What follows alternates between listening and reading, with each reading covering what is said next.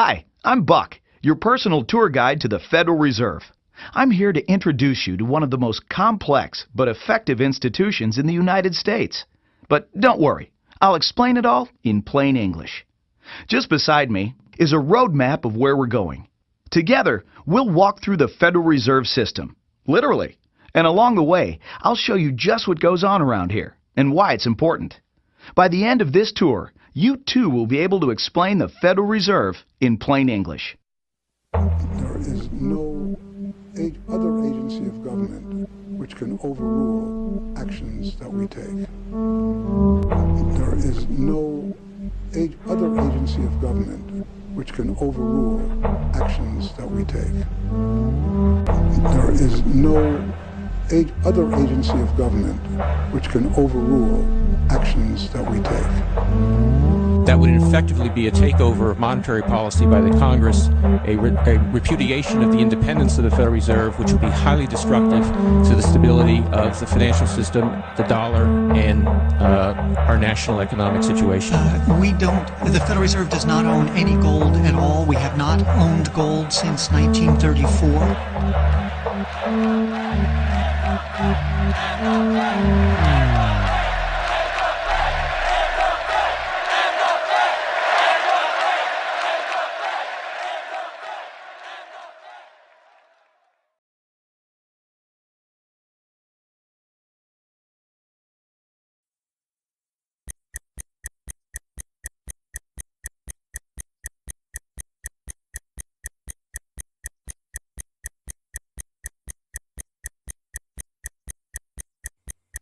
All our lives, we've been told that economics is boring.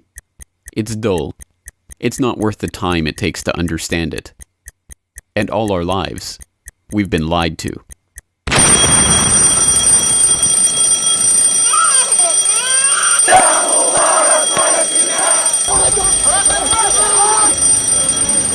War, poverty, revolution. They all hinge on economics, and economics all rests on one key concept. Money. Money. It is the economic water in which we live our lives. We even call it currency. It flows around us, carries us in its wake, drowns those who are not careful. We use it every day, in nearly every transaction we conduct. We spend our lives working for it, worrying about it, saving it, spending it, pinching it. It defines our social status. It compromises our morals. People are willing to fight, die, and kill for it. But what is it? Where does it come from? How is it created? Who controls it? It is a remarkable fact that, given its central importance in our lives, not one person in 100 could answer such basic questions about money as these. So if you were planning a family, you'd want to know where babies come from. Yeah. And this is a lot about banking. So let me ask you, where does money come from? Where does the money come from? Where does any money? The government prints it. It's printed off. Where does money come from? How is new money created? By labor. People work and produce wealth, and the money is supposed to match that wealth. Where does money come from? Well, I have a pretty different outlook on money. It actually comes from, like, trees, right? But why is this? How could we be so ignorant about a topic of such importance? Where does money come from is a basic, childlike question. So why is our only response the childlike answer meant as a joke? It grows on trees. Such a profound state of ignorance could not come about naturally. From the time we are children, we are curious about the world and eager to learn about the way it works. And what could lead to a better understanding of the way the world works than a knowledge of money, its creation and destruction? Yet discussion of this topic is fastidiously avoided in our school years and ignored in our daily life. Our monetary ignorance is artificial, a smoke screen that has been erected on purpose and perpetrated with the help of complicated systems and insufferable economic jargon. But it doesn't take an economist to understand the importance of money. Deep down, we all know that the wars, the poverty, the violence we see around us hinges on this question of money. It seems like a 1,000-piece jigsaw puzzle just waiting to be solved. And it is. The puzzle pieces, taken together, create an image of the Federal Reserve, America's central bank, and the heart of the country's banking system. Despite its central importance to the economy, relatively few have heard of it, and fewer still know what it is, despite the bank's attempts at self-description. Our economy runs on a complex system of exchange of goods and services, in which money plays a key part. Coin, currencies, savings, and checking accounts, the overall supply of money is managed by the Federal Reserve. Money is the medium through which economic exchanges take place, and money as a standard of value helps us to set prices for goods and services. The job of managing money, monetary policy, is to preserve the purchasing power of the dollar while ensuring that a sufficient amount of money is available to promote economic growth. The Federal Reserve also promotes the safety and soundness of the institutions where we do our banking.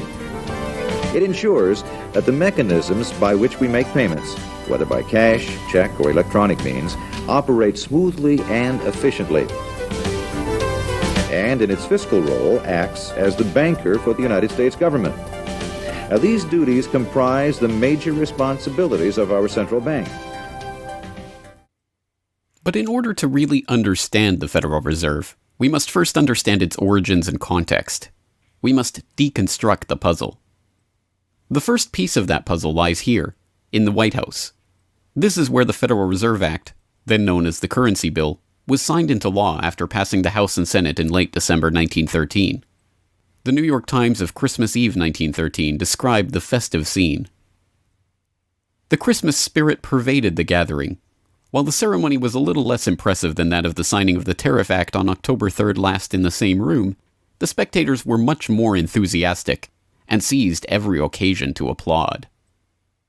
There in the White House that fateful December evening, President Wilson signed away the last veneer of control over the American money supply to a cartel, a well-organized gang of crooks so successful, so cunning, so well hidden that even now, a century later, few know of its existence, let alone the details of its operations. But those details have been openly admitted for decades. Of course, just as we have been taught to find economics boring, we have been taught that this story is boring. This is the way the Federal Reserve itself tells it. The United States was facing severe financial problems. At the turn of the century, most banks were issuing their own currency, called banknotes. The trouble was, currency that was good in one state was sometimes worthless in another. People began to lose confidence in their money, since it was only as sound as the bank that issued it. Fearful that their bank might go out of business, they rushed to exchange their banknotes for gold or silver. By attempting to do so, they created the Panic of 1907. During the panic, people streamed to the banks and demanded their deposits. The banks could not meet the demand. They simply did not have enough gold and silver coin available. Many banks went under. People lost millions of dollars. Businesses suffered, unemployment rose, and the stability of our economic system was again threatened. Well, this couldn't go on. If the country was going to grow and prosper, some means would have to be found to achieve financial and economic stability. To prevent financial panics like the one in 1907, President Woodrow Wilson signed the Federal Reserve Act into law in 1913. But this is history as told by the victors, a revisionist vision in which the creation of a central bank to control the nation's money supply is merely a boring historical footnote, about as important as the invention of the zipper or an early 20th century hula hoop craze. The truth is that the story of the secret banking conclave that gave birth to that Federal Reserve Act is as exciting and dramatic as any Hollywood screenplay or detective novel yarn, and all the more remarkable for the fact that it is all true. We pick up the story, appropriately enough, under cover of darkness. It was the night of November 22nd, 1910, and a group of the richest and most powerful men in America were boarding a private rail car at an unassuming railroad station in Hoboken, New Jersey. The car, waiting with shades drawn to keep onlookers from seeing inside, belonged to Senator Nelson Aldrich, the father-in-law of billionaire heir to the Rockefeller dynasty, John D. Rockefeller Jr. A central figure on the influential Senate Finance Committee where he oversaw the nation's monetary policy, Aldrich was referred to in the press as the general manager of the nation. Joining him that evening was his private secretary Shelton, and a who's who of the nation's banking and financial elite. A. Pyatt Andrew, the Assistant Treasury Secretary, Frank Vanderlip, President of the National City Bank of New York, Henry P. Davison, a senior partner of J.P. Morgan Company, Benjamin Strong Jr., an associate of J.P. Morgan and president of Bankers Trust Co., and Paul Warburg, heir of the Warburg banking family and son-in-law of Solomon Loeb of the famed New York investment firm Kuhn, Loeb & Company. The men had been told to arrive one by one after sunset to attract as little attention as possible.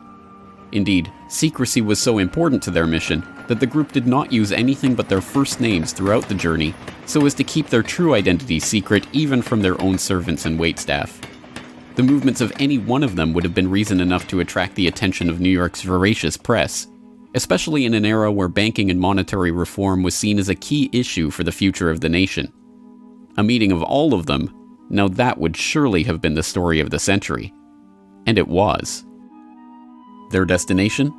The secluded Jekyll Island off the coast of Georgia, home to the prestigious Jekyll Island Club whose members included the Morgans, Rockefellers, Warburgs, and Rothschilds. Their purpose? Davison told intrepid local reporters who had caught wind of the meeting that they were going duck hunting. But in reality, they were going to draft a reform of the nation's banking industry in complete secrecy.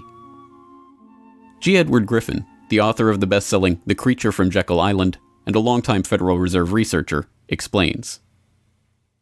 What happened is that the banks decided that since there was going to be legislation anyway to control their industry, that they wouldn't just sit back and wait and see what happened and cross their fingers that it would be okay. They decided that to do what so many cartels do today, they decided to take the lead, and they would be the ones calling for regulations and reform. They like the word reform, and American people are suckers for the word reform. You just put that into any corrupt piece of legislation, call it reform, and people say, oh, I'm all for reform, and so they vote for it or accept it. So that's what they were doing. They decided we will reform our own industry. In other words, we will create a cartel, and we will give the cartel the power of government. We'll take our cartel agreement so that we can self-regulate to our advantage, and we'll call it the Federal Reserve Act.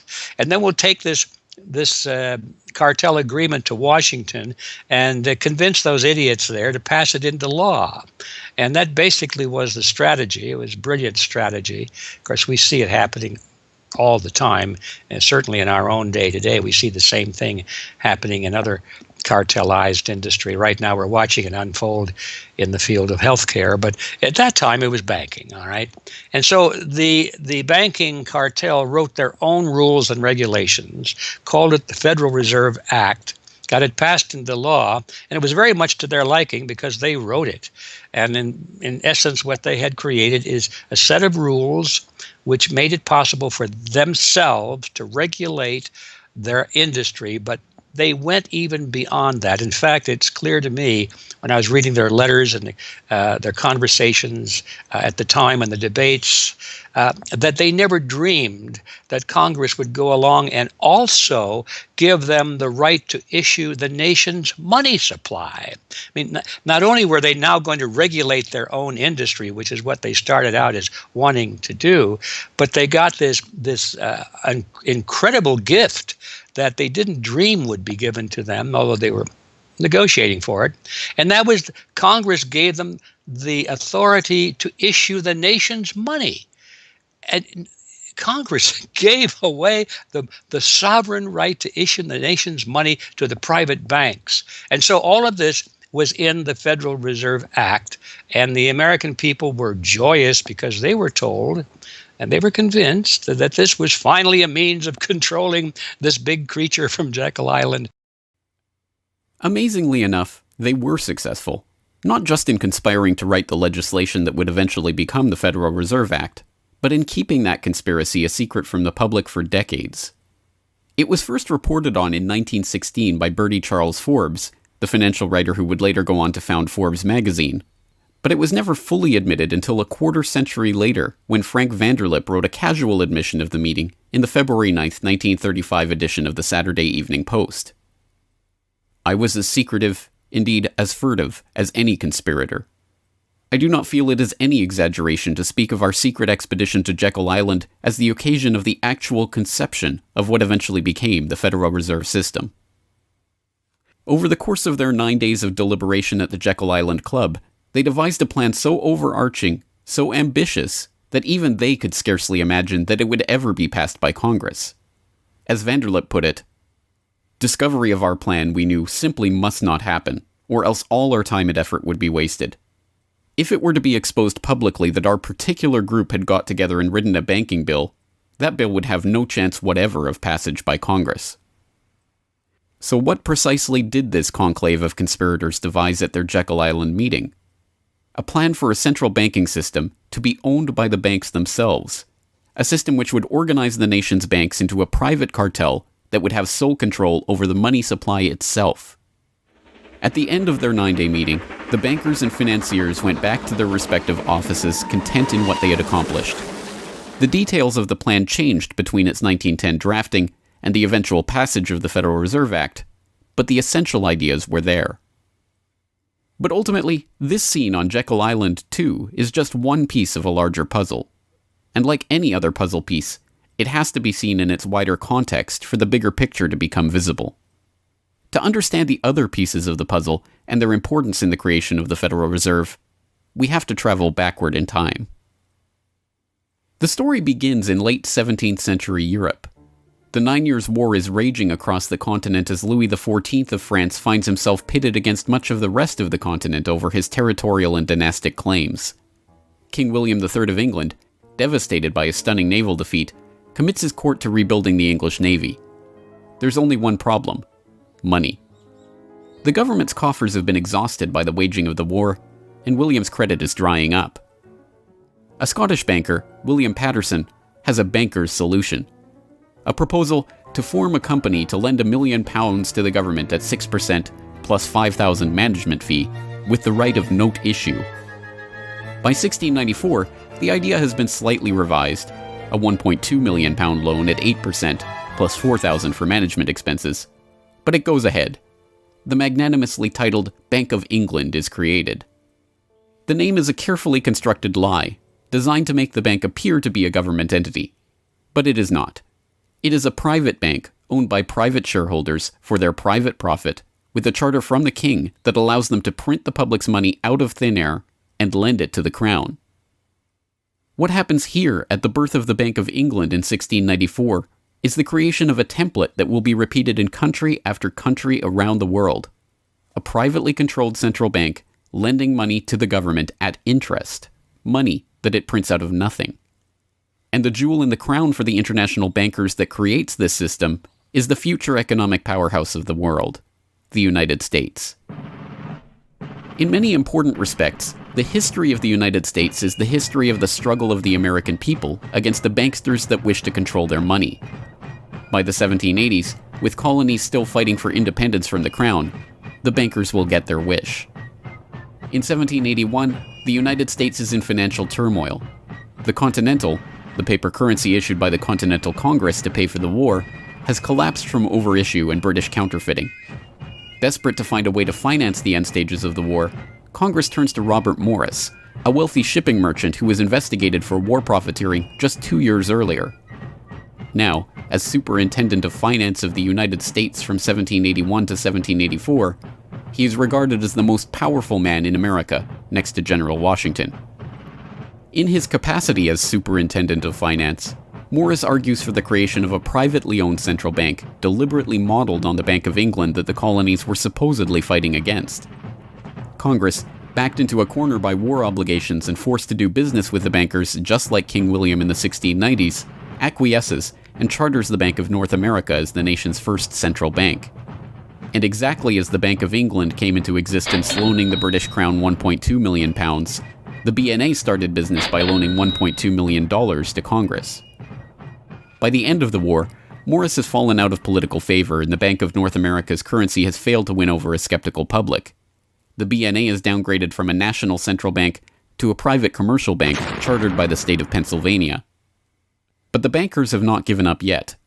Before the ink is even dry on the Constitution, a group led by Alexander Hamilton is already working on the next privately owned central bank for the newly formed United States of America. So brazen is Hamilton in the forwarding of this agenda that he makes no attempt to hide his aims or those of the banking interests he serves. A national debt, if it is not excessive, will be to us a national blessing, he wrote in a letter to James Duane in 1781. It will be a powerful cement of our union. It will also create a necessity for keeping up taxation to a degree which, without being oppressive, will be a spur to industry. Opposition to Hamilton and his debt-based system for establishing the finances of the U.S. is fierce. Led by Jefferson and Madison, the bankers and their system of debt enslavement is called out for the force of destruction that it is, with Thomas Jefferson writing, "The spirit of war and indictment, since the modern theory of the perpetuation of debt, has drenched the earth with blood and crushed its inhabitants under burdens ever accumulating." Still, Hamilton proves victorious. The first Bank of the United States is chartered in 1791 and follows the pattern of the Bank of England and the Bank of North America almost exactly. A privately owned central bank with the authority to loan money that it creates out of nothing to the government. In fact, it is the very same people behind the new bank as were behind the old Bank of North America. It was Alexander Hamilton, Robert Morris's former aide, who first proposed Morris for the position of financial superintendent, and the director of the old Bank of North America, Thomas Willing, is brought in to serve as the first director of the first Bank of the United States. Meet the new banking bosses, same as the old banking bosses. In the first 5 years of the bank's existence, the U.S. government borrows $8.2 million from the bank, and prices rise 72%. By 1795, when Hamilton leaves office, the incoming Treasury Secretary announces that the government needs even more money and sells off the government's meager 20% share in the bank, making it a fully private corporation. Once again, the U.S. economy is plundered while the private banking cartel laughs all the way to the bank that they created. By the time the bank's charter comes due for renewal in 1811, the tide has changed for the money interests behind the bank. Hamilton is dead, shot to death in a duel with Aaron Burr. The bank-supporting Federalist Party is out of power. The public are wary of foreign ownership of the central bank, and what's more, don't see the point of a central bank in time of peace. Accordingly, the charter renewal is voted down in the Senate, and the bank is closed in 1811. Less than a year later, the U.S. is once again at war with England. After 2 years of bitter struggle, the public debt of the U.S. has nearly tripled from $45.2 million to $119.2 million. With trade at a standstill, prices soaring, inflation rising, and debt mounting, President Madison signs the charter for the creation of another central bank, the Second Bank of the United States, in 1816. Just like the two central banks before it, it is majority privately owned and is granted the power to loan money that it creates out of thin air to the government. The 20-year bank charter is due to expire in 1836, but still in his first term, President Andrew Jackson has already vowed to let it die prior to renewal. Believing that Jackson won't risk his chance for re-election in 1832 on the issue, the bankers forward a bill to renew the bank's charter in July of that year, 4 years ahead of schedule. Remarkably, Jackson vetoes the renewal charter and stakes his re-election on the people's support of his move. In his veto message, Jackson writes in no uncertain terms about his opposition to the bank. Whatever interest or influence, whether public or private, has given birth to this act, it cannot be found either in the wishes or necessities of the executive department, by which present action is deemed premature, and the powers conferred upon its agent not only unnecessary, but dangerous to the government and country. It is to be regretted that the rich and powerful too often bend the acts of government to their selfish purposes. If we cannot at once, in justice to interests vested under improvident legislation, make our government what it ought to be, we can at least take a stand against all new grants of monopolies and exclusive privileges, against any prostitution of our government to the advancement of the few at the expense of the many, and in favor of compromise and gradual reform in our code of laws and system of political economy. The people side with Jackson, and he's re-elected on the back of his slogan, "Jackson and no bank." The president makes good on his pledge. In 1833, he announces that the government will stop using the bank and will pay off its debt. The bankers retaliate in 1834 by staging a financial crisis and attempting to pin the blame on Jackson, but it's no use. On January 8, 1835, President Jackson succeeds in paying off the debt, and for the first and only time in its history, the United States is free from the debt chain of the bankers. In 1836, the Second Bank of the United States charter expires, and the bank loses its status as America's central bank. It is 77 years before the bankers can regain the jewel in their crown, but it is not for lack of trying. Immediately upon the death of the bank, the banking oligarchs in England react by contracting trade, removing capital from the US, demanding payment in hard currency for all exports, and tightening credit. This results in a financial crisis known as the Panic of 1837, and once again Jackson's campaign to kill the bank is blamed for the crisis. Throughout the late 19th century, the United States is rocked by banking panics brought about by wild banking speculation and sharp contractions in credit. By the dawn of the 20th century, the bulk of the money in the American economy has been centralized in the hands of a small clique of industrial magnates, each with a near monopoly on a sector of the economy. There are the Astors in real estate, the Carnegies and the Schwabs in steel, the Harrimans, Stanfords, and Vanderbilts in railroads, the Mellons and the Rockefellers in oil. As all of these families start to consolidate their fortunes, they gravitate naturally to the banking sector. And in this capacity, they form a network of financial interests and institutions that centered largely around one man, banking scion and increasingly America's informal central banker in the absence of a central bank, John Pierpont Morgan. John Pierpont Morgan, or Pierpont as he prefers to be called, is born in Hartford, Connecticut in 1837 to Junius Spencer Morgan, a successful banker and financier. Morgan rides his father's coattails into the banking business, and by 1871 is partnered in his own firm, the firm that was eventually to become J.P. Morgan and Company. It is Morgan who finances Cornelius Vanderbilt's New York Central Railroad. It is Morgan that finances the launch of nearly every major corporation of the period, from AT&T to General Electric to General Motors to DuPont. It is Morgan who buys out Carnegie and creates the United States Steel Corporation, America's first billion-dollar company. It is Morgan who brokers a deal with President Grover Cleveland to save the nation's gold reserves by selling $62 million worth of gold to the Treasury in return for government bonds. And it is Morgan who, in 1907, sets in motion the crisis that leads to the creation of the Federal Reserve. That year, Morgan begins spreading rumors about the precarious finances of the Knickerbocker Trust Company, a Morgan competitor and one of the largest financial institutions in the United States at the time. The resulting crisis, dubbed the Panic of 1907, shakes the U.S. financial system to its core. Morgan puts himself forward as a hero, boldly offering to help underwrite some of the faltering banks and brokerage houses to keep them from going under. After a bout of hand-wringing over the nation's finances, a congressional committee is assembled to investigate the Money Trust, the bankers and financiers who brought the nation so close to financial ruin and that wield such power over the nation's finances. The public follows the issue closely, and in the end a handful of bankers are identified as key players in the Money Trust's operations, including Paul Warburg, Benjamin Strong Jr., and J.P. Morgan. Andrew Gavin Marshall, editor of the People's Book Project, explains. At the beginning of the 20th century, there was an investigation following the greatest of these financial panics, which was in 1907. And this investigation was on what was called the Money Trust, which found that three banking interests, J.P. Morgan, National City Bank, and the Citibank of New York, I believe it was, basically controlled the entire financial system. So three banks. And the public hatred towards these institutions was unprecedented. There was an overwhelming consensus in the country for establishing a central bank. But there were many different interests in pushing this, and everyone had sort of their own specific purpose behind advocating for a central bank. So to represent the most people, you had farmer interests, populists, progressives, who were advocating a central bank because they couldn't take the recurring panics, but they wanted government control of a central bank. They wanted it to be exclusively under the public control because they despised and feared the New York banks as wielding too much influence. So for them, a central bank would be a way to curb the power of these private financial interests.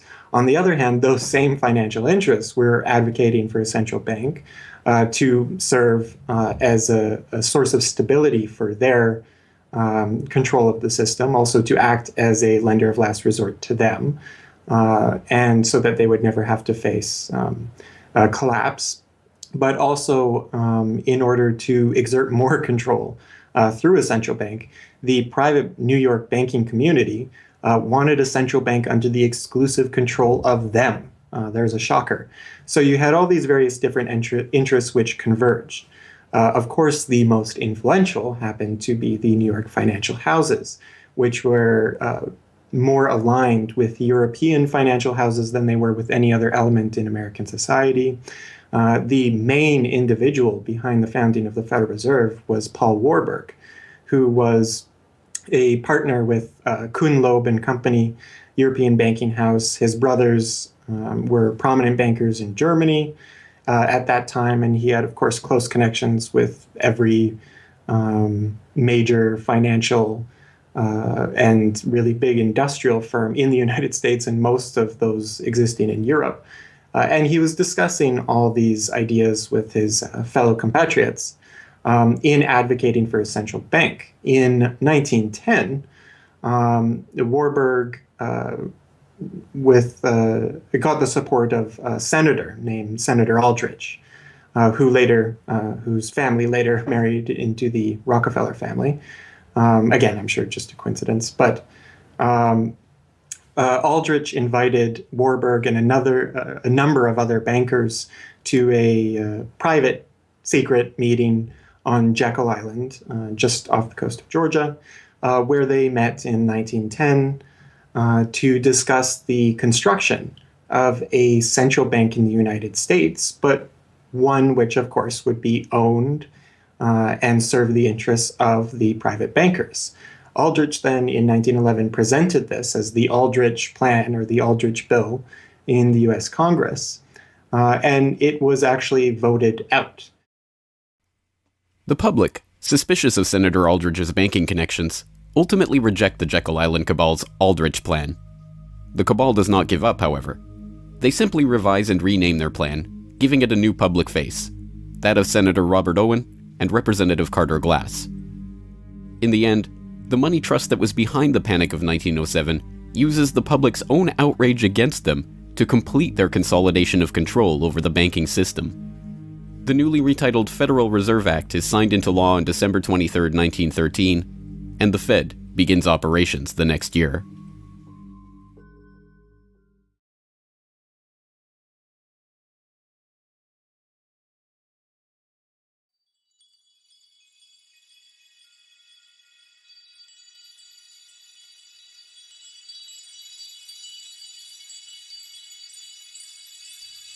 So how does the Federal Reserve System work? What does it do? Who owns and controls it? These are the basic questions that would get to the heart of the fundamental question, what is money? And that is why the answer to these questions have been shrouded in impenetrable economic jargon. Even the Federal Reserve's own educational propaganda, which has an unusual tendency towards cutesy animation and talking down to its audience, has a difficult time summarizing the Fed's mission and responsibilities. According to the Fed, to achieve these goals, the Fed, then and now, combines centralized national authority through the Board of Governors, remember that on the map, with a healthy dose of regional independence through the reserve banks. A third entity, the Federal Open Market Committee, brings together the expertise of the first two in setting the nation's monetary policy. Precisely what imaginary gaggle of schoolchildren is this economic gibberish aimed at? The simple truth, hidden behind the sleight of hand of economic jargon and magisterial titles, is that a banking cartel has monopolized the most important item in our entire economy: money itself. We are taught to think of money as the pieces of paper printed in government printing presses or coins minted by government mints. While this is partially true, in this day and age, the actual notes and coins circulating in the economy represent only a tiny fraction of the money in existence. Over 90% of the money supply is in fact created by private banks as loans that are payable back to the banks at interest. Although this simple fact is obscured by the wizards of Wall Street and gods of money who want to make the money creation process into some special art of alchemy carefully overseen by the government, the truth is not hidden from the public. In December 1977, the Federal Reserve Bank of New York published another of its dumbed-down cartoon-ridden information pamphlets for the general public, attempting to explain the functions of the Federal Reserve System. There in black and white, they carefully explain the money creation process. Commercial banks create checkbook money whenever they grant a loan, simply by adding new deposit dollars to accounts on their books in exchange for a borrower's IOU. Banks create money by monetizing the private debts of businesses and individuals. That is, they create amounts of money against the value of those IOUs. There it is, in plain English. The vast majority of money in the economy, the checkbook money in our accounts at the bank and that we use in our electronic transfers and digital payments, is created not by a government printing press, but by the bank itself. It is created out of thin air as debt, owed back to the bank that created it at interest. This means that bank loans are not money taken from other bank depositors, but new money simply conjured into existence and placed into your account. And the bank is able to create much more money than it has cash to back up those deposits. The Fed claims to be the entity overseeing and backing up the banking industry. It was established, according to its own propaganda, to stabilize the system and prevent bank runs like the Panic of 1907 from happening again. Throughout much of the 1800s, almost any organization that wanted could print its own money. As a result, many states, banks, and even one New York druggist did just that. In fact, at one time, there were over 30,000 different varieties of currency in circulation. Imagine the confusion. Not only were there multitudes of currencies, some were redeemable in gold and silver, others were backed by bonds issued by regional governments. It was not unusual for people to lose faith both in the value of their currency and in the entire financial system. With many people trying to withdraw their deposits at once, sometimes the banks didn't have enough money on hand to pay their depositors. Then, when the funds ran out, the banks suspended payment temporarily, and some even closed. People lost their entire savings, and sometimes regional economies suffered. Obviously, something had to be done, and in 1913, something was. In that year, President Woodrow Wilson signed into effect the Federal Reserve Act. This act created the Federal Reserve System to provide a safer and more stable monetary and banking system. If that was indeed its aim, it signally failed to do so in running up one of the greatest bubbles in American history to that point in the 1920s, just a decade after its creation. The popping of that bubble, of course, led directly into the Great Depression and one of the greatest periods of mass poverty in American history. Economists have long argued that the Fed itself was the cause of the Depression by its complete mismanagement of the money supply. As former Federal Reserve Chairman Ben Bernanke admitted in a speech commemorating Fed critic Milton Friedman's 90th birthday, regarding the Great Depression, "You're right, we did it. We're very sorry. But thanks to you, we won't do it again." Price stability is another cited tenet of the Federal Reserve's mandate. But here, too, the Fed has completely failed to live up to its own standards. Aside from the banking system, the Federal Reserve has another responsibility that's probably even more important. It's in charge of something called monetary policy. Basically, it means trying to keep prices stable to avoid inflation. Say you buy a CD today for $14, but what if next year the price of the CD jumped to $20 or $50? Not because of a change in supply or demand, but because all prices were going up. That's inflation. There are a lot of different causes of inflation, but one of the most important is too much money. The Fed can adjust the money supply by injecting money into the system electronically or by withdrawing money from the economy. Think of it. The Federal Reserve has the ability to create money and make it disappear. What's most important is what happens as a result. Anytime the supply of money is altered, the effects are felt throughout the economy. The Fed's methods have changed over time to take advantage of the latest computers and electronics, but its mission remains the same: to aim for stable prices, full employment, and a growing economy.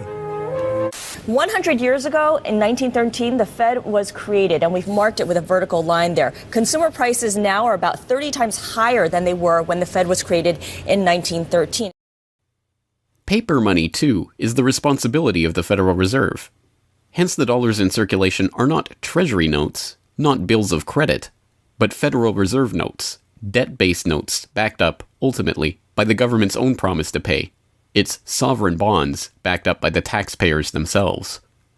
At one time, the Federal Reserve banks were legally required to keep large stockpiles of gold in reserve to back up these notes. But that requirement was abandoned, and today the notes are backed up mostly by government securities.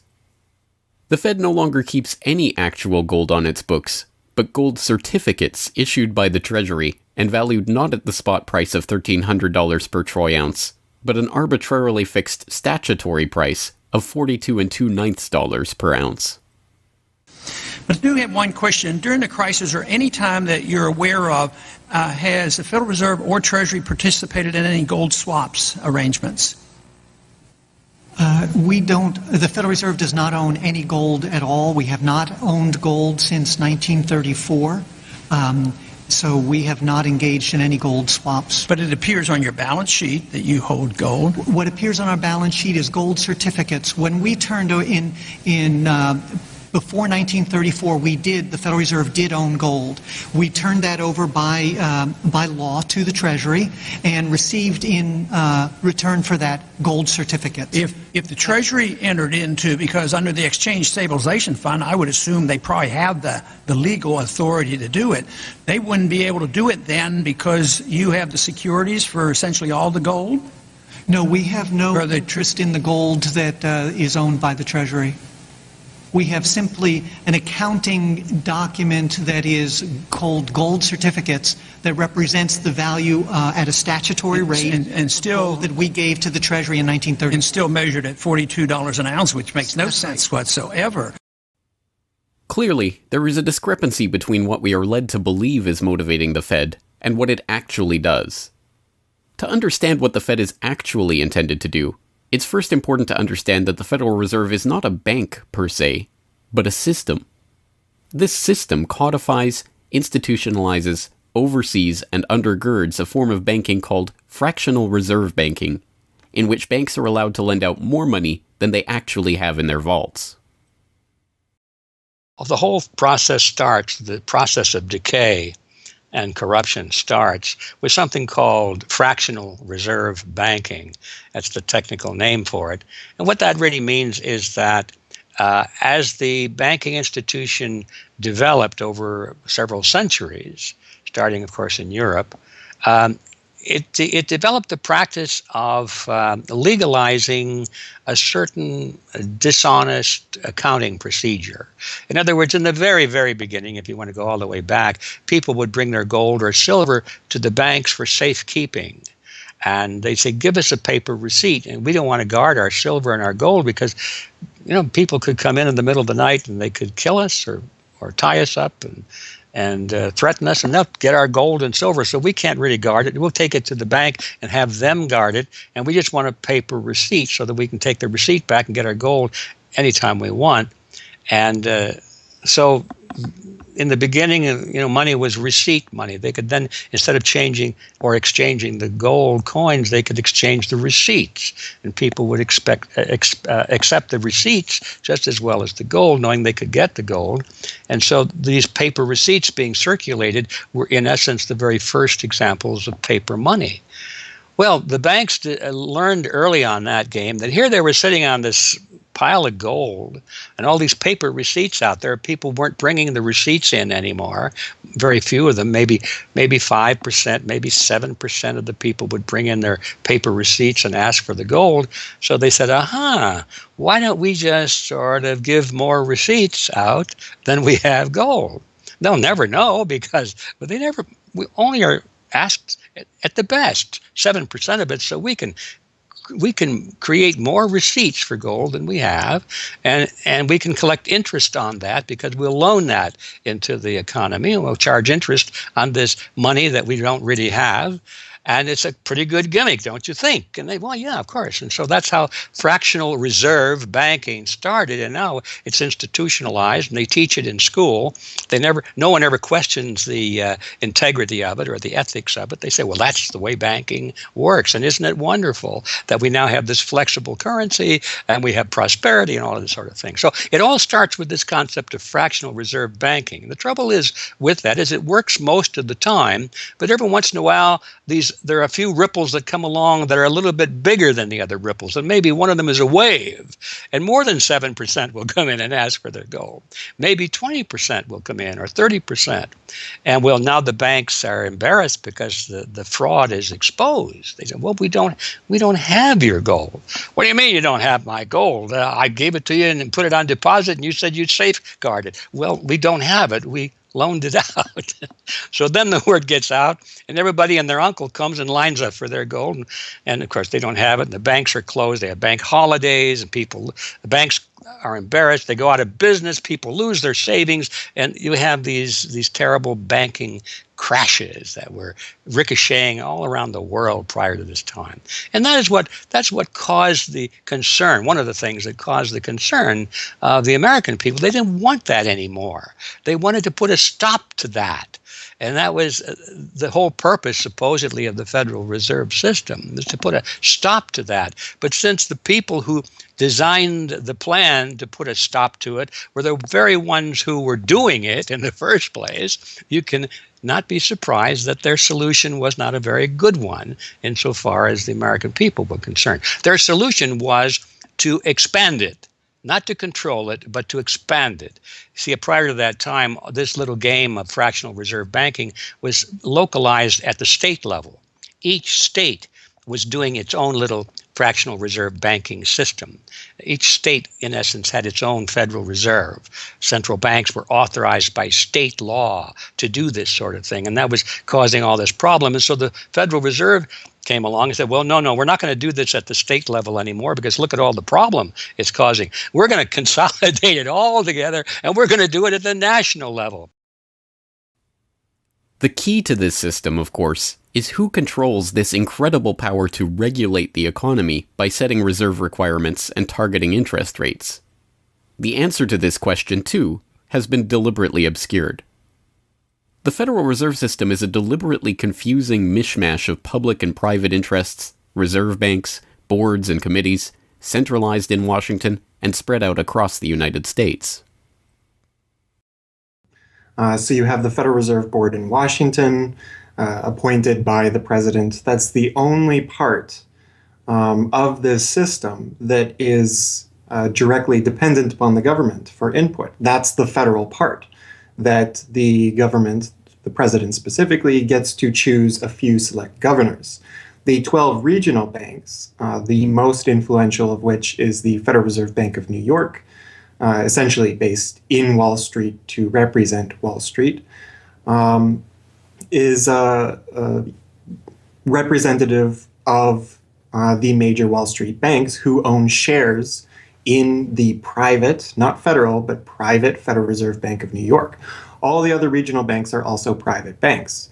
They vary according to how much influence they wield, but the Kansas City Fed is influential, the St. Louis Fed, the Dallas Fed. But the New York Fed is really the center of this system. And precisely because it represents the Wall Street banks who appoint the leadership of the New York Fed. So the New York Fed has a lot of public power, but no public accountability. It has no oversight. It does not answer to Congress the way that the chairman of the Federal Reserve Board of Governors does. And even then, the chairman of the Federal Reserve Board, who is appointed by the president, does not answer to the president. He does not answer to Congress. He goes to Congress to testify, but the policy that they set is independent. So they have no input from the government. The government can't tell them what to do, legally speaking. And of course, they don't. Do you think it would cause problems for the Fed or for the economy if that legislation was to pass? My concern about the legislation is that if the GAO is auditing not only the operational aspects of our programs and the details of the programs, but is making judgments about our policy decisions that would effectively be a takeover of monetary policy by the Congress, a repudiation of the independence of the Federal Reserve, which would be highly destructive to the stability of the financial system, the dollar, and our national economic situation. The Federal Open Market Committee is responsible for setting interest rates. Now, this committee, which is enormously powerful, has as its membership the governor and vice chair of the Federal Reserve Board. But the Federal Open Market Committee, most of the membership is the presidents of the regional Federal Reserve banks representing private interests. So they have significant input into setting the interest rates. Interest rates are not set by a public body, they're set by private financial and corporate interests. And that's whose interests they serve, of course. The reason that the Federal Reserve goes to such great lengths to make its organizational structure as confusing as possible is to cover up the massive conflicts of interest that are at the heart of the system. The fact is that the Federal Reserve System is comprised of a board of governors, 12 regional banks, and an open market committee. The privately owned member banks of each Federal Reserve Bank vote on the majority of the Reserve Bank's directors, and the directors vote on members to serve on the Federal Open Market Committee, which determines monetary policy. What's more, Wall Street is given a prime seat at the table, with tradition holding that the president of the powerful New York Federal Reserve Bank be given the vice chairmanship of the FOMC and be made a permanent committee member. In effect, the private banks are the key determinants in the composition of the FOMC, which regulates the entire economy. According to the Fed, its monetary policy decisions do not have to be approved by the president or anyone else in the executive or legislative branches of government, it does not receive funding appropriated by the Congress, and the terms of the members of the Board of Governors span multiple presidential and congressional terms. Or, in the words of Alan Greenspan, what is the proper relationship, what should be the proper relationship between a chairman of the Fed and a president of the United States? Well, first of all, the Federal Reserve is an independent agency, and that means basically that there is no other agency of government which can overrule actions that we take. The Fed goes on in its self-mythologization to state that it is not a private, profit-making institution. This characterization is dishonest at best, and an outright lie at worst. The regional banks are themselves private corporations, as noted in a 1928 Supreme Court ruling. Instrumentalities like the national banks or the Federal Reserve Banks, in which there are private interests, are not departments of the government. They are private corporations in which the government has an interest. This point is even admitted by the Federal Reserve's own senior counsel. Our regulations do specify overall terms for the lending, but the day-to-day operation of the banking activities are conducted by the Federal Reserve banks. They are banks, and indeed they do lend, and they do interact with they're their own depositors. agency, then, essentially, they are not in that agencies. regard. Yes, they're not agencies, Your Honor. They're persons under FOIA. Each Federal Reserve Bank, the stock is owned by the member banks in the district, 100% privately held. They have private boards of directors. Majority of those boards are appointed by the independent banks, private banks in the district. They are not agencies. These private corporations issue shares that are held by the member banks that make up the system, making the banks the ultimate owners of the Federal Reserve Banks. Although the Fed's profits are returned to the Treasury each year, the member banks' shares of the Fed do earn them a 6% dividend. According to the Fed, the fixed nature of these returns means that they are not being held for profit.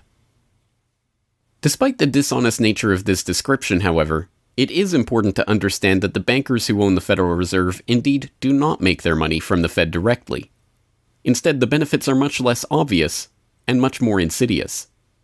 The simplest way that this can be understood is that, as a century of history and the specific example of the last financial crisis shows, the Fed was used as a vehicle to bail out the very bankers who own the Fed banks in the most obvious example of fascistic collusion imaginable. A handful of financial institutions have enriched themselves as a result of institutional speculation on a large scale as well as manipulation of the market. And secondly, what they have done is that they have then gone to their governments and said, well, we are now in a very difficult situation and you need to give us money so that we can retain the stability of the financial system. And who actually lends the money or brokers the public debt? The same financial institutions which are the recipients of the bailout. Okay, and so what you have is a circular process. It's a diabolical process. You're lending money. You're not lending money. You're handing money to the large financial institutions, and then this is leading up to a mounting public debt in the trillions. Okay. And then you say to the financial institutions, we need to establish a new set of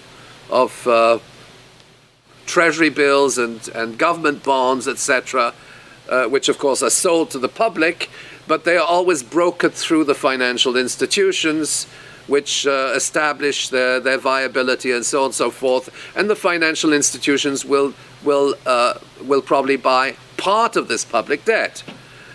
So that in effect what the government is doing is financing its own indebtedness through the bailouts. It hands money to the banks, but to hand the money to the banks, it becomes indebted to those same financial institutions, and then it says, well, we now have to emit large amounts of public debt. Please, can you help us? And then the banks will say, well, your books are not quite in order. And then the government will say, well, obviously they're not in order because we've just handed you $1.4 trillion of bailout money, and we're now in a very difficult situation, so we need to borrow money from the people who are, in fact, the recipients of the bailout. So this is really what we're dealing with. We're dealing with a circular process. The 2008 crisis and subsequent bailouts are merely the latest and most brazen examples of the fundamental conflicts of interest at the heart of America's privately owned central banking system. Beginning with the collapse of Lehman Brothers in September of that year, the Federal Reserve embarked on an unprecedented program of bailouts and special zero-interest lending facilities for the very banks that had caused the subprime meltdown in the first place. By the cartelization of the Federal Reserve structure, and thus not by accident, it was the very bank presidents who had overseen their banks' lending practices that ended up in the director positions of the Federal Reserve banks that voted on where to direct the trillions of dollars in bailout money. And unsurprisingly, they directed it toward their own banks. A stunning 2011 Government Accountability Office report examined $16 trillion of bailout facilities extended by the Fed in the wake of the crisis and exposed numerous examples of blatant conflicts of interest. Jeffrey Immelt, chief executive of General Electric, served as a director on the board of the Federal Reserve Bank of New York. At the same time, the Fed provided $16 billion in financing to General Electric. JP Morgan Chase chief executive Jamie Dimon, meanwhile, was also a member of the board of the New York Fed during the period that saw $391 billion in Fed emergency lending directed to his own bank. In all, Federal Reserve Board members were tied to $4 trillion in loans to their own banks. These funds were not simply used to keep these banks afloat, but actually to return these Fed-connected banks to a period of record profits in the same period that the average worker saw their real wages actually decrease and the economy on Main Street slow to a standstill. Ben Bernanke, at that time the chairman of the Federal Reserve Board of Governors, was confronted about these conflicts of interest by Senator Bernie Sanders upon the release of the GAO report in June 2012. Senator, you raised an important point, which is that this is not something the Federal Reserve created. This is in the statute. Congress in the Federal Reserve Act said this is the governance of the Federal Reserve, and more specifically that bankers would be on the board. And 6 out of 9. Sorry? 6 out of 9 in the regional banks are come from the banking industry. That's correct, and that is in the law. And right. I'll answer your question, though. The answer to your question is that Congress set this up. We have tried. I think we've made it into something useful and valuable. We do get information from it. But if Congress wants to change it, of course, we will work with you to find alternatives. Bernanke is completely right. These conflicts are, in fact, a part of the institution itself, a structural feature of the Federal Reserve that was baked into the Federal Reserve Act itself over 100 years ago by the bankers who conspired to cartelize the nation's money supply. You could not ask for a more succinct reason why the Federal Reserve itself, this admitted cartel of banking interests, needs to be abolished. But you could get one.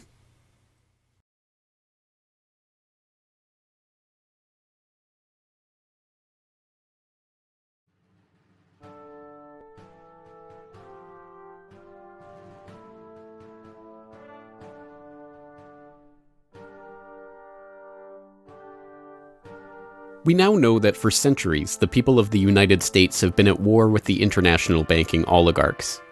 That war was lost, seemingly for good, in 1913, with the creation of the Federal Reserve. With the passage of the Federal Reserve Act, President Woodrow Wilson consigned the American population to a century in which the money supply itself has depended on the whims of the banking cabal. A century of booms and busts, bubbles and depressions, has led to a wholesale redistribution of wealth toward those at the very top of the system. At the bottom, the masses toil in relative poverty, single-income households becoming double-income households out of necessity, their quality of life being slowly eroded as the Federal Reserve notes that pass for dollars are themselves devalued. Worse yet, the fraud itself perpetuates Alexander Hamilton's persistent myth that a national debt is necessary at all. The US is now locked into a system whereby the government issues bonds to generate the funds for their operations, bonds that are backed up by the taxation of the public's own labor. The perpetrators of this fraud, meanwhile, remain in the shadows, largely ignored by a general public that could instantly recognize the latest Hollywood heartthrob or pop idol, but have no clue what the head of Goldman Sachs or the New York Fed does, let alone who they are. This cabal bear allegiance to no nationality, no philosophy or creed, no code of ethics. They are not even motivated by greed, but power. The power that the control of the money supply inevitably brings with it. After a person has all the money in the world that you could possibly use to buy anything you want, what's left to capture your imagination? And the answer, of course, is power. Power over people. Now, money is power over people, but there's another power over people as well, and that is the political power, the social power. And I think this has now become the dominant driving force of these people. They've already got the money. They've got it locked down. Now they're striving for this new world order, as their name for it. They want all of the world into one political unit, which they dominate, not only with money, but with military and psychological means and education and media and propaganda. They want total control over every human on the planet. And by golly, they're moving pretty rapidly in that direction. It did not take long for this lust for power to rear its head. In 1921, just 7 years after the Fed began operations, the same J.P. Morgan-connected banking elite that founded the Federal Reserve incorporated an organization called the Council on Foreign Relations with the goal of taking over the foreign policy apparatus of the United States, including the State Department. In this quest, it was remarkably successful.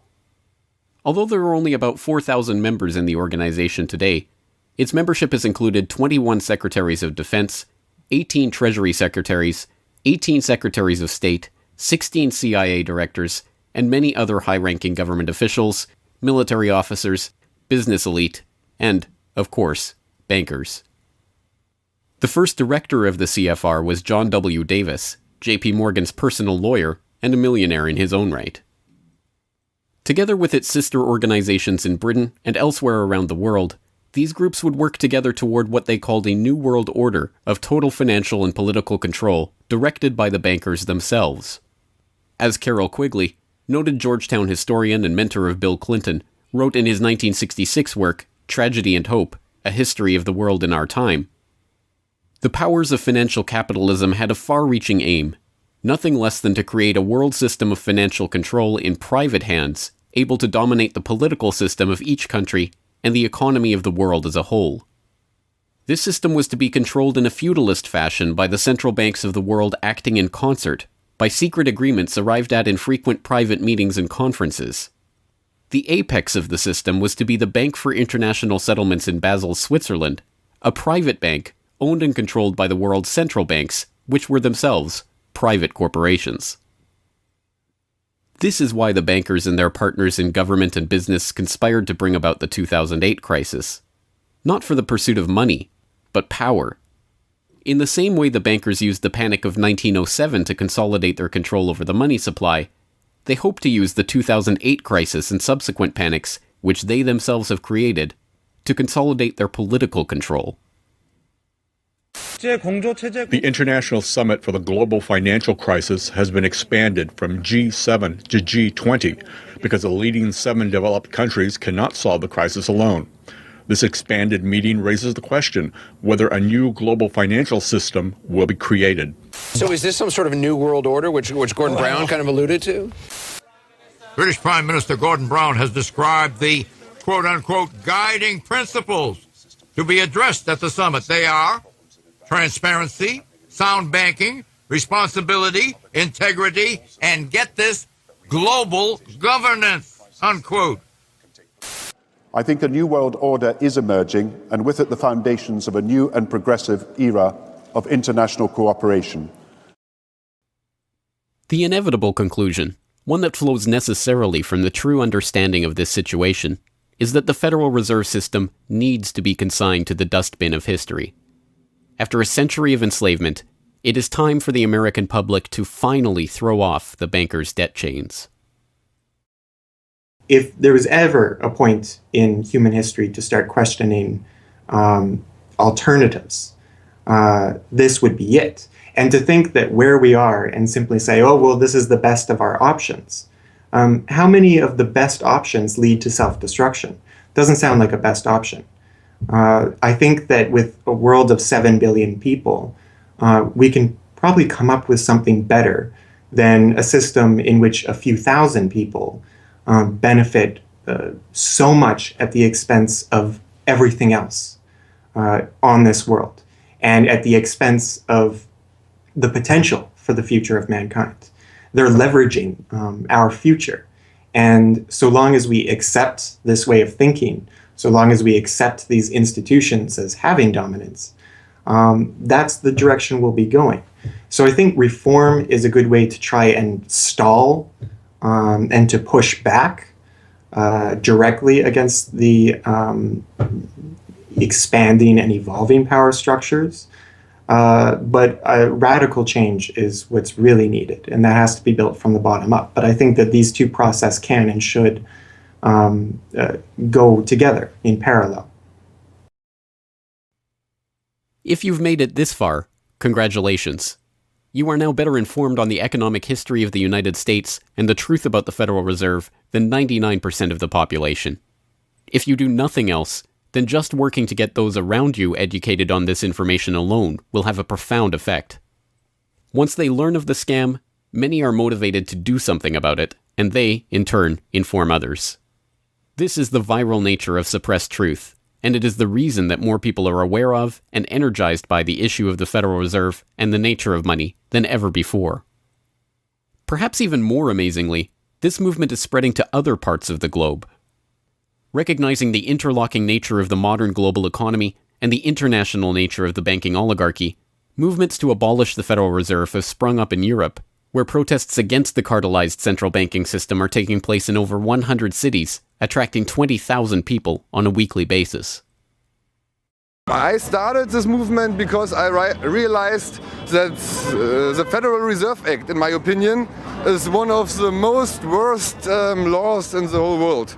So a private banking company is lending America the money, and in my opinion, America is not any more democratic. The Federal Reserve tells the government what to do, and that's a problem. It's a very big problem, especially in the US. Why is it a global issue, and why are people doing it here in Germany?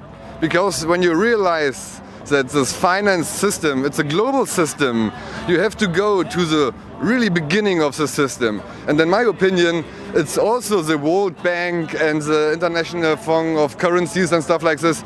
But at the beginning of all this is a law from 1913. Woodrow Wilson signed it.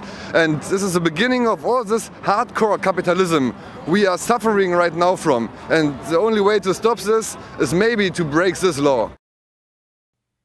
But what if the burgeoning movement to end the Fed is successful? What system do people propose as the answer? There have been several proposals along different lines by various researchers. Some argue for a return to America's colonial roots of debt-free money issued by state-run banks, pointing to the Bank of North Dakota as one already functioning, successful model of this approach.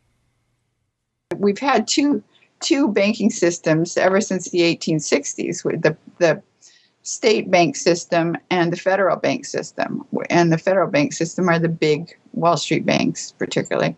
They dominate the federal system. So they're taking over right now. I mean, in California, we don't even have any local banks where I am. They're now, we had two, and I had accounts in both of them, and they're now, one of them is Chase Bank, and the other is U.S. Bank. So they're both big Wall Street banks now. They've been taken over. So if you can keep, it's the local banks that have an interest in serving the local business. The big banks have no interest in making loans to local business. It's too risky. Why should they bother? They've got this virtually free money they can get from the Fed and from each other, and it's much more lucrative to them either to speculate in commodities or other things abroad, or what works very well for them is to buy long-term government bonds at 3%, because these have no capital requirement. The capital requirement for government bonds are zero. So they can buy all of those that they want. Whereas if they buy, let's say, mortgages, or if they make loans for mortgages, or they make loans to businesses, then they have to worry about their capital requirement. And as soon as they've used up all their capital, in other words, $8 of capital will get you $100 of loans, then they can't make any more loans. They have to wait for 30 years till those loans get paid off. So what they do, if they do buy mortgages, is sell them off to investors. And so that was the whole mortgage-backed securities scam that we've seen. They had no motivation to make sure that these borrowers were actually sound borrowers. They just wanted to make a sale, so they sold the stuff to the unwary investors who might be somebody in Iceland or Sweden or pension funds. Yeah, so that didn't work out so well. So a state bank with the partnering with the local banks can provide the capital, can help them with capital. In North Dakota, the state bank guarantees the loans of the local banks, allowing them to make much bigger loans than they could otherwise. And the state bank provides liquidity to the small banks. That's why the small banks, the local banks, aren't making loans to small business right now, because they don't know that they can get money from the other banks as needed. The way banking works is they make the loan first. If you have credit lines to many different businesses, and if they all hit up their credit lines at once, you're going to run out of money. So you don't dare do that unless you know that you can get short-term loans from the other banks. And what's happening right now, even though there's $1.6 trillion in excess reserves sitting on the books of the big banks, they're not available to the little banks. And the reason is because the Fed is paying 0.25% interest on those reserves. So the banks have no incentive to lend them to the little banks. Why let go of them when you can make just as much keeping them, and then you still have your reserves, and you can use them as collateral to buy bonds or something that'll make you more money. So the whole system is messed up. And in North Dakota, the Bank of North Dakota provides the liquidity for these local banks. Others advocate a decentralized system of alternative and competing currencies that greatly reduce or even eliminate altogether the need for a central bank. Well, 22 years ago in Ithaca, New York, I noticed that a lot of people, friends particularly, had skills and time that were not being employed or respected by the prevailing economy. And while we had much desire to create things and trade them with each other, and many services we could provide to each other. We didn't have the money. So, since I have a background in graphic design, journalism, and arrogance, I went to my computer and designed paper money for Ithaca, New York. Designed pretty colorful money, with pictures of children, waterfalls, and trolley cars, and denominated in hours of labor. 1 hour note, half hour, quarter, eighth hour note, 2 hour note, and then began to issue to each of the pioneer traders who had agreed to be listed in the directory a specific starter amount. And the game began. An hour has been worth an hour of basic labor, or 10 US dollars, which at that time, 20 years ago, was double the minimum wage. People who usually expect more than $10 per hour of their service can charge multiple hours per hour, but the denomination puts between us as residents of our community that reminder that we are fellow citizens, not merely winners or losers scrambling for dollars. And it introduces us to each other on the basis of these skills and services that we have, that we are more proud to provide for each other than often is the case with a conventional job, just the stuff we have to do to get the money to pay the bills. So through that trading process, that more intimate scale process within the community, we're more easily able to become friends and lovers and political allies. It's an inspiring story, and tell people about how much money has circulated through this community. I mean, it's important for people to understand just how successful this has been. Because we're not a computer system, we don't have a specific volume of trading recorded, but by the grapevine, by phone surveys, and over the years watching the money move, we were able to guess very reliably that several $1 million equivalent of this money has transacted over those years, making loans without charging interest up to $30,000 value, which is the fundamental monetary revolution in our system. Then as well, making grants of the money to over 100 community organizations. Some argue for currencies whose mathematical nature prevent them from being merely conjured into existence whenever a federal government wants to wage another war of aggression or forge another link in the seemingly endless train of governmental tyranny and abuse. What people have to understand about Bitcoin is that it's a completely decentralized network. There's no central server, there's no controlling company, there's no office. It's just free software that anyone can download and start running on their computer anywhere in the world. And that the Bitcoins themselves can be transferred to or from anyone anywhere in the world. And it's impossible for any bank or government or entity to block you from sending or receiving those Bitcoins. There's a limited supply of those Bitcoins. There will never, ever, ever be more than 21 million Bitcoins. And so because, like everything, the price is set based on supply and demand, because the supply of Bitcoins is limited and the demand is increasing as more and more people start to use them and more websites start to accept them, the price of Bitcoins in terms of dollars is going to have to increase even a lot more than the $500 per Bitcoin that it is today. Are there any drawbacks at all to the idea of using a cryptocurrency? If you're part of the current power elite that can just print money at will to spend on whatever you feel like, then yeah, the world switching over to Bitcoin is probably not going to benefit you. But if you're one of the normal people that aren't working for the Federal Reserve or any central bank that's printing money to pay to your friends and that sort of thing, then a Bitcoin world is a wonderful thing for you. Sound money, cryptocurrencies, state banks, LETS programs, self-issued credit. These and many other solutions have all been proposed, and many of them are in use in different localities today. Information on all of these ideas and how they are being applied in various parts of the world are widely available online. The point is that the question of what money is and how it should be created is perhaps the single greatest question facing humanity as a whole, and yet it is one that has been almost completely eliminated from the national conversation. Until recently. And the Fed! And the Fed!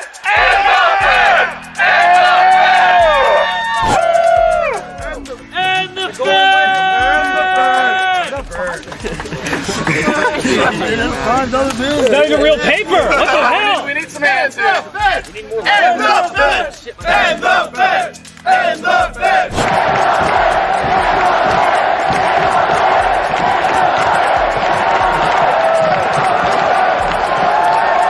I haven't even gotten to that part yet.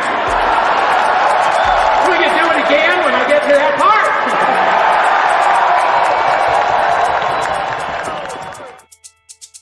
And so the rest of the story is now in our hands. Once we understand the scam that has taken place, the gradual consolidation of wealth and power in the hands of an elite few banking oligarchs, and the growing impoverishment of the masses, all in the name of banking funny money created out of nothing and loaned to the public at interest, we can choose to get active or to do nothing at all. For those who choose to get active, there are some steps that you can take to help change the course of the system. First, follow the links and resources from the transcript of this documentary at corbettreport.com/Federal Reserve to familiarize yourself with the history, the connections, and the functions of the Federal Reserve System. If you can't explain this material to yourself, then you will never be able to teach it to others. Secondly, begin reaching out to others to bring them up to speed on the issue. It can be as simple as broaching this conversation in the Monday morning water cooler talk, or passing out a copy of this documentary, or sending out links to this information to your email list. Insert this topic into your conversations. When people start talking about the national debt, or the state of the economy, or other political talking points, get them to question the roots of these issues, and why there is a national debt at all. Thirdly, when you are able to find or create a group of like-minded people in your area who are engaged with the issue, start a study group on the issue and its solutions.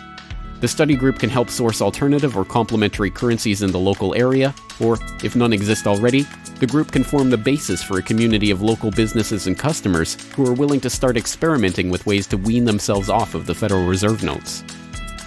Fourthly, use the resources at corbettreport.com, including the Federal Reserve information flyer, or hold DVD screenings to attract interest in your group and draw others into studying the true nature of the monetary system. The work of building up an alternative to the current system can seem daunting, even at times overwhelming. But it is important to keep in mind that the Federal Reserve System that seems so monolithic today has only been around for 1 century. Central banks have been defeated in America before, and they can be defeated again. The question of how we decide to change this system is not rhetorical.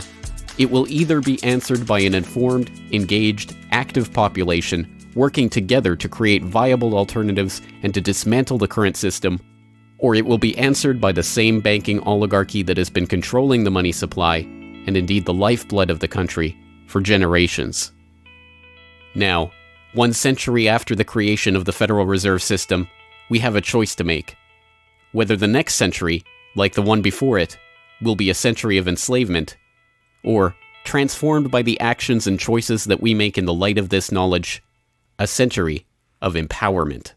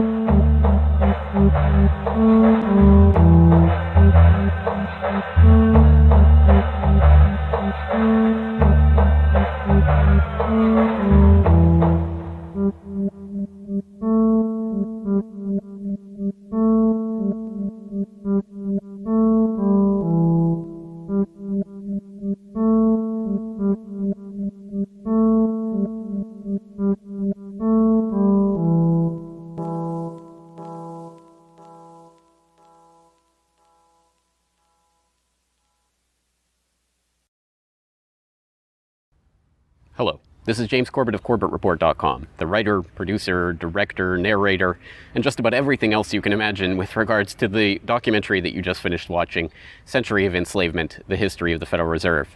As I mentioned towards the end of that documentary, if you've made it this far, then you are now better informed about the Federal Reserve, its origins, what it is, how it functions, and why it must be opposed than 99% of the general public.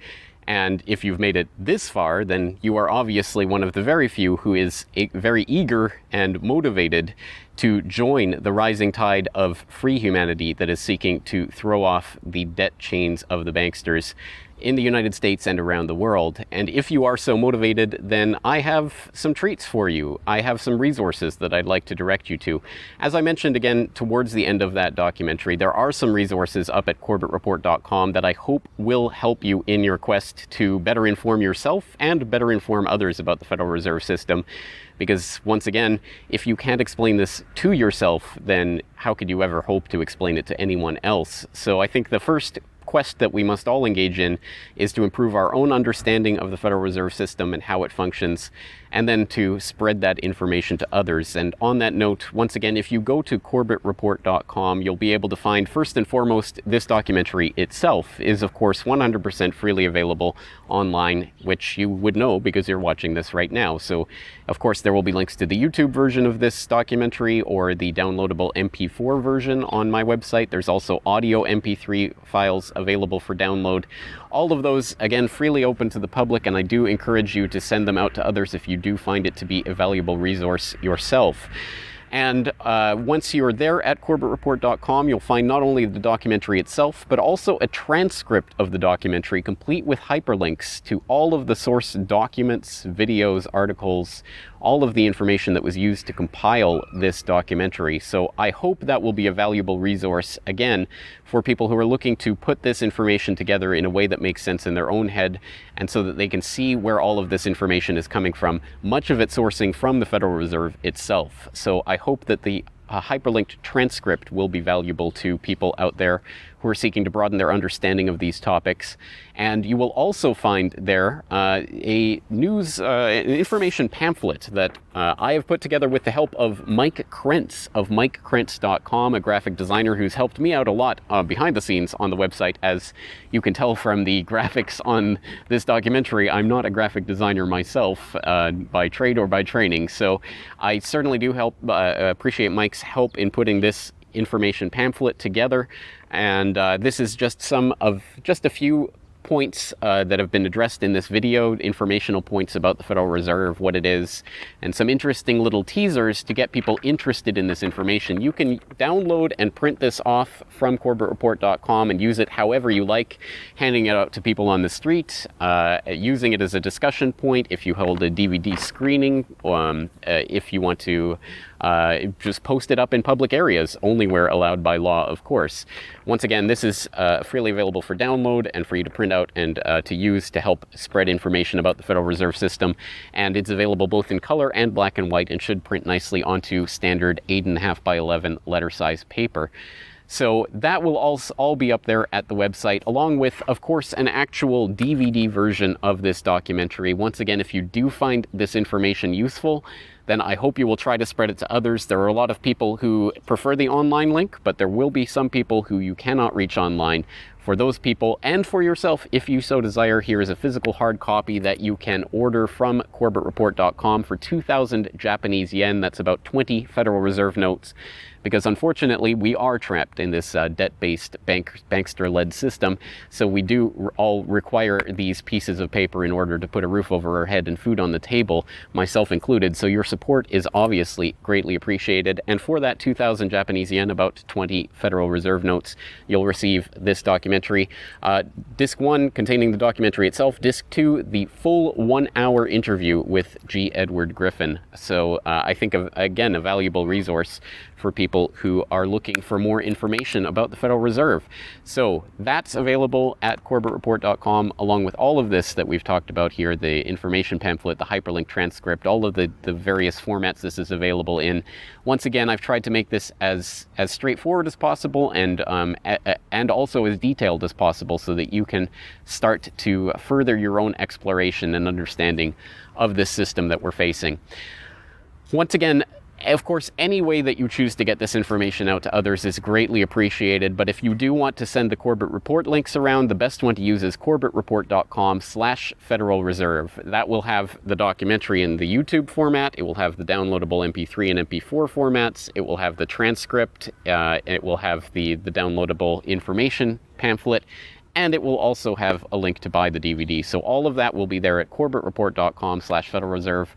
Please send people there if you're going to send people anywhere. So once again, I really do salute you for taking time out of your busy day, out of your schedule, to devote yourself to watching and learning and understanding this material, and to helping spread this information and awareness to others, because it is only together that we will ever be able to form the movement that will ultimately turn the tide against the banksters and defeat the Federal Reserve and all of the similarly privately controlled central banks all around the world. So once again, thank you for your time and attention. I'm James Corbett of CorbettReport.com.